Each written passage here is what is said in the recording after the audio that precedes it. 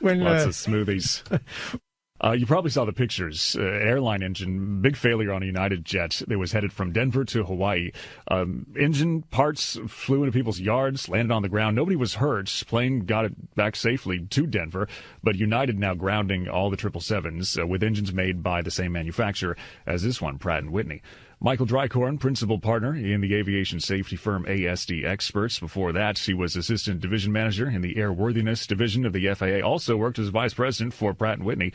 Michael, thanks for being with us. So let's just start with what you see when you look at the pictures, and take us through, how bad this or how close this was to being worse than what we saw. Well, absolutely stunning pictures. I mean, the person that took that photography, kudos to them. But we only have to look back to the 737 Southwest incident when the engine was uncontained, and a piece of that engine went into the fuselage and unfortunately hit a passenger. So an uncontained failure is a very significant event, can be lethal, and we're very fortunate in this case it was not. I was going to say, as you know, these modern jet engines are designed so that if something goes wrong, it's contained. So what accounts for the times, rare as it may be, when they're not contained? Yeah, so the design standards set forth by the FAA set a predictable limit of containment, and they're really high. But there's no guarantee that it's going to be able to contain every failure. So if we look at this picture, it did really contain the blades that apparently failed, but it certainly knocked off all the cowling.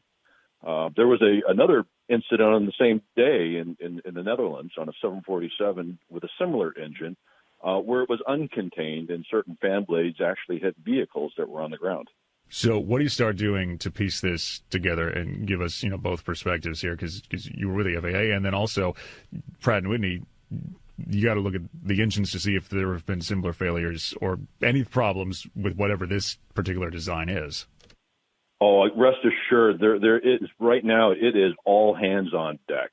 So I used to be a member of that safety board at Pratt & Whitney when there would be failures like this, and there will be very little sleep at that company until they figure out what caused this. They have a wonderful outreach to their customers, and in this case, in the United States, it's United Airlines, but we also have two operators in Japan and one in South Korea. So they're out there communicating, and of course, they recommended a voluntary shutdown of the 777 immediately, which the airlines did. And the FAA is following up with an emergency airworthiness directive. I read some comments on social media, which, so much for that, right? But raising questions about why the pilot couldn't, and maybe he or she did, starve the engine of fuel so that the fire would extinguish. Is that not possible? Well, certainly there's bypass valves and shut-off valves, and there's still things in that engine that are on fire, with or without fuel. So the windmilling of the engine is going to continue, and there are things inside that engine that are essentially on fire, even without fuel. If someone has to travel today, they're going to the airport, level of concern higher. Does this change anything? Maybe you're getting on a 777, but I guess United is the only airline in the U.S.